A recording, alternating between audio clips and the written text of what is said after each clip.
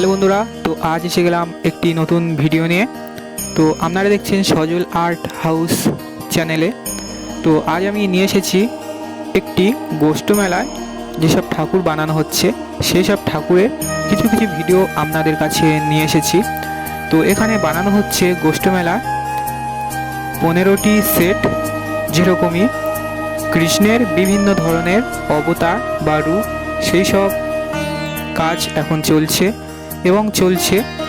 ঘরে যেসব ঠাকুর প্রতিষ্ঠা হবে সেই সব ঠাকুরেরও কাজ প্রায় গোষ্ঠ মেলা এবং ঘরে প্রতিষ্ঠার ঠাকুর ধরে প্রায় 30খানা ঠাকুর বানানো হচ্ছে।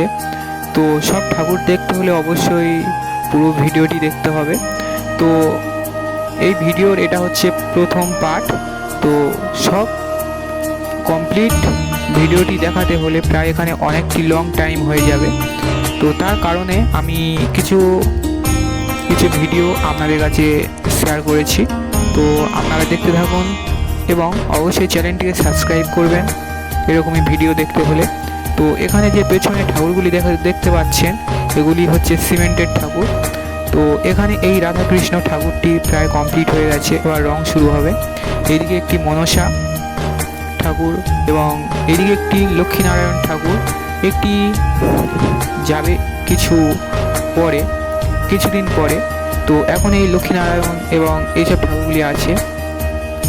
তো এই পারে একটি সিমেন্টের কালী ঠাকুরের মাথার সবে চুল বানালাম। তো এই যে সিমেন্টের ঠাকুরটির এই হচ্ছে চুল সবে বানিয়েছি। তো এখন প্রায় রাত 12টা থেকে 1টা। তো সেই সময় আমি এই কাজগুলো করছিলাম।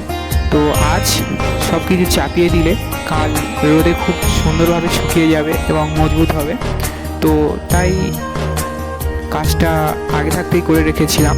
এদিকে হচ্ছে একটি কালিয়া বধ, কৃষ্ণের একটি অবতার।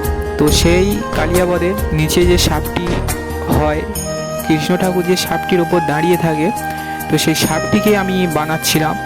তো প্রায় বানানো কমপ্লিট হয়ে গেছে, শুধু একটু জল তুলির সাহায্যে একটু ভালো করে পালিশ করে দিচ্ছিলাম। তো সেই ভিডিওটিও আপনাদের একটু দেখিয়ে দিলাম। তো দেখতে থাকুন ভিডিওটি, অবশ্যই দেখুন এবং ভালো লাগলে অবশ্যই একটি লাইক এবং কমেন্টের সাহায্যে বলবেন যে কেমন হয়েছে ভিডিওটি বা কাজটি।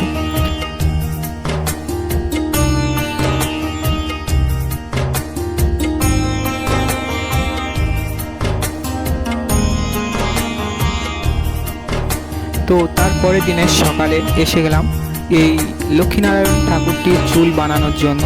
তো প্রথমে আমি সিমেন্ট মাটি দিয়ে চুলের আকৃতিটা দিয়ে দিয়েছি। তো তার উপরে আমি এবারে যে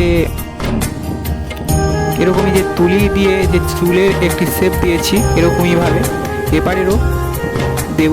তো এদিকে পঞ্চনন্দ ঠাকুরের মাথায় মাটির চুল হাফ বানানো হয়ে গেছে। তো এবারে আমি তুলির সাহায্যে কিছুটা অংশ আমি দিয়ে দেব, তুলির সাহায্যে কিছু চুলের মতো আকৃতিটা দিয়ে দেব। তো ওপারে সিমেন্টের ঠাকুরটি একটু টানছে। এখন তুলি দিয়ে সিমেন্টের ঠাকুরের উপরে কাজ করলে একটু সমস্যা হবে, তার জন্য একটু রোদে ভালো করে টানতে দিয়েছি। তো এদিকে এই পঞ্চনন্দ ঠাকুরের চুলটি বানিয়ে নিচ্ছি। তো এদিকে চুলটি বানানো হয়ে গেছে। তো এবারে আমি জল তুলির সাহায্যে ভালো করে চুলটির ওপরে জল দিয়ে পালিশ করে দিচ্ছি। দিলে খুবই সুন্দর দেখাবে, ভালো স্মুথলি বোঝাবে। তো এদিকে আমাদের যেসব ঠাকুরের সেট লাগানো হবে সেসব ঠাকুরের সেট এই এখনই দিয়ে গেল দোকানদার। তো সেই সেটটা আমি একটু দেখে নিচ্ছি যে সেটটি লাগালে কেমন হবে। তো এখানে প্রায় 15টির মতো আছে, যেগুলি ডাকের সাজে হবে। তো এদিকে এই সাপটির নিচের অংশটা বাকি ছিল, সেই নিচের অংশটা কিছুটা বাকি ছিল, সেটা আমি করে নিচ্ছি। তো আজ এই পর্যন্ত, দেখা হচ্ছে পরের ভিডিও নিয়ে, পার্ট 2 নিয়ে আবার আসবো। তো টাটা।